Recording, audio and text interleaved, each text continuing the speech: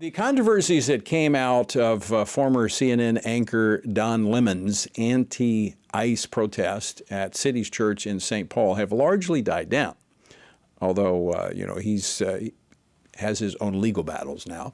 But in its wake, states outside of Minnesota are looking to protect their own churches from these types of disruptions, and I think it's smart to do so. The FACE Act, which is what has been used, that's the Freedom of Access to Clinic Entrances Act that was signed by Bill Clinton back in the 90s. And as I've talked about on the program, Orrin Hatch, the late Orrin Hatch, amended it to include protection for places of worship. Now, at the time, there was no thought that that was going to be needed. Well, I think it's smart on behalf of states to start being proactive, because now we see the left's hostility being openly displayed toward churches.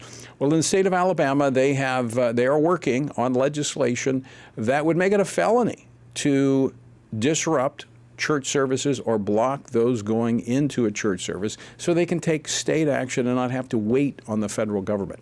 Here now with more on this is Eric Johnston. He is the founder and president of the Southeast Law Institute. Eric, welcome to Washington Watch. Thanks so much for joining us. Well, thank you for having me. So give us the facts. Alabama is moving forward on this. Give us I assume it's connected with what happened up in Minnesota. What's the bill going to look like? Well, it certainly is connected. Immediately after the events in Minnesota, some of our proactive legislators wanted to do something. And so a bill was drafted initially. Yeah, I think it was a little bit weak. We've worked on a bill to expand how we can protect churches. And one bill is moving through the process now, and we expect to have another version of it moving through very soon, maybe this week. Now, this will be a felony.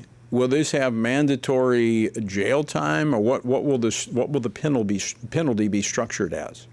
Yeah, the draft that we have is a Class D felony. That's the lowest felony. That would be maybe a year in prison. Second or subsequent offenses would be a Class C felony, which could be up to 10 years in prison plus fines. And we included a provision to give a private right of action to church members who were injured or damaged, and the ability to have an injunction. And we also give the Attorney General the ability to enforce the law. Eric, I'm going to go to that point about the private right of action. That's become very important in the enforcement of some of these laws, given maybe not so much on the behalf of Alabama, but where we see such political vacillation from one election to the next, where one ideology, will not pursue protection of churches. As we've seen under the last federal administration, or the Biden administration, a private right of action allows those who are aggrieved to take action. Well, I think you're absolutely right. And I think in Minnesota, if it hadn't been for the FACE Act, there would have been simple trespass laws might be the only thing that could be applied. And the penalties in those are very, very nominal.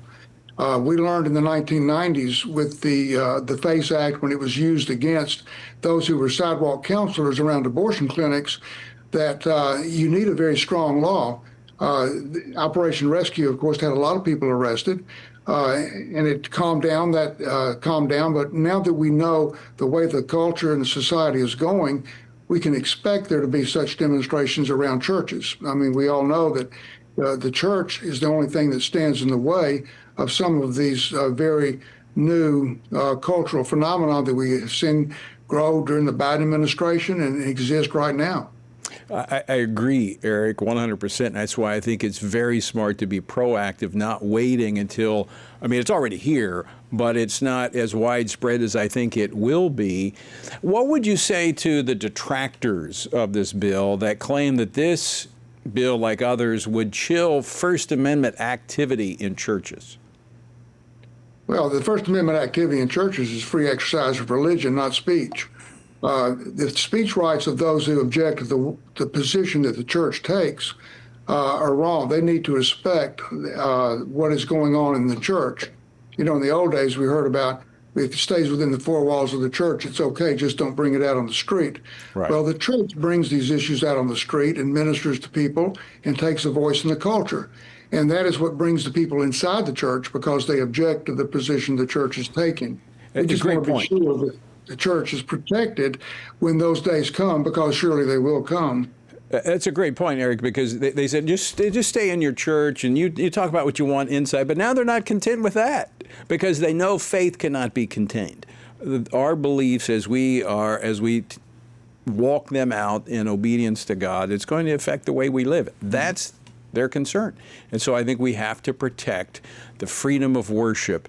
They're invited to come in. I'd love for everybody to come into our churches and hear what we have to say, but they can't disrupt it and discourage people from attending. Eric, I want to thank you for joining us. We're going to be tracking this very, very closely. Appreciate your expertise on the topic. Great. Thank you.